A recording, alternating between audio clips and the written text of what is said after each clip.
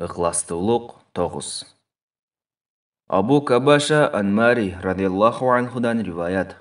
Мен Расулуллах саллаллаху алейхи вассаламдын мындай деп айтканын уктум. Мен 3 нерсени касам ичип айтам. Анан дагы бир нерсе жөнүндө айтып берем. Эсиңерге жакшылап тутуп алгыла. Мен касам ичип айткан 3 нерсенин биринчиси садакадан пенденин байлыгы кемибейт. Экинчиси, кимге зулумдук кылынса, ал сабыр кылса, Алла Таала анын аброюн көтөрөт. Үчүнчүсү, ким адамдардын эшигин ачса, тилемчилик кылса, Алла Таала ага жакырлыктын эшигин ачат. Мен силерге бир нерсе жөнүндө айтып берем. Эсиңерге жакшылап тутуп алгыла. Пайгамбар саллаллаху алейхи вассалам сөзүн баштады. Дүйнөдө 4 түрдүү адамдар бар. Биринчиси, Алла Таала ага байлык менен илим берген. Ал илиминин себебинен берилген байлыгы үчүн Алла Тааладан коркот. Алла Тааланын каалоосуна каршы иштетпейт. Байлыкты тууганчылык мамилени чыңоого жумшайт. Байлыкта Алланын акысы бар экенин билет. Ошол үчүн байлыгын жакшы иштерге жумшайт. Бул адам кыямат күнү эң бийик даражада болот. Экинчиси, Алла Таала ага илим берген, бирок байлык берген эмес. Анын эгерде Алла Таала мага байлык бергенде, мен дагы баланчыга окшоп жакшы иштерге жумшайт элем деген чын ниети бар. Алла Таала анын ниетинин себебинен ага биринчи адамдын сообундай сооп берет. Ошентип ал экөөнүн сообу барабар болот. Үчүнчүсү, Алла Таала ага байлык берген, бирок илим берген эмес. Ал илимсиздиктен байлыгын туура эмес жолго жумшайт. Ал ошол байлыгы үчүн Алла Тааладан коркпойт. Тууганчылык мамилени чыңоого да жумшабайт. Ошол байлыкта Алла Тааланын акысы бар экенин да билбейт. Бул адам кыямат күнү эң жаман даражада болот. Төртүнчүсү, Алла Таала ага байлык да, илим да берген эмес. Жана ал, эгерде менде байлык болгондо, үчүнчү адам сыяктуу туура эмес жолго жумшайт элем дейт. Ага ошол ниети үчүн күнөө жазылат.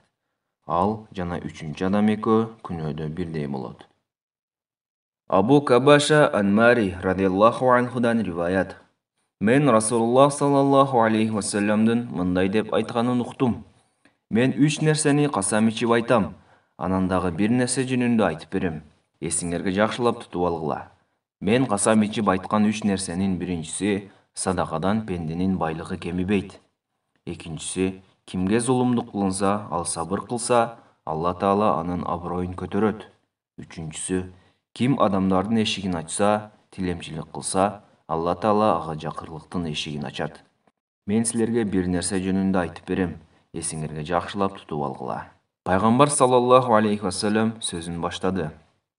Дүйнөдө 4 түрдүү адамдар бар. Биринчиси, Алла Таала ага байлык менен илим берген. Ал илиминин себебинен берилген байлыгы үчүн Алла Тааладан коркот. Алла Тааланын каалоосуна каршы иштетпейт. Байлыкты тууганчылык мамилени чыңоого жумшайт. Байлыкта Алланын акысы бар экенин билет. Ошол үчүн байлыгын жакшы иштерге жумшайт. Бул адам кыямат күнү эң бийик даражада болот. Экинчиси, Алла Таала ага илим берген, бирок байлык берген эмес.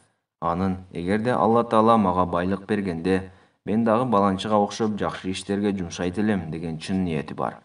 Алла Таала анын ниетинин себебинен ага биринчи адамдын сообундай сооп берет. Ошентип ал экөөнүн сообу барабар болот. Үчүнчүсү, Алла Таала ага байлык берген, бирок илим берген эмес. Ал илимсиздиктен байлыгын туура эмес жолго жумшайт.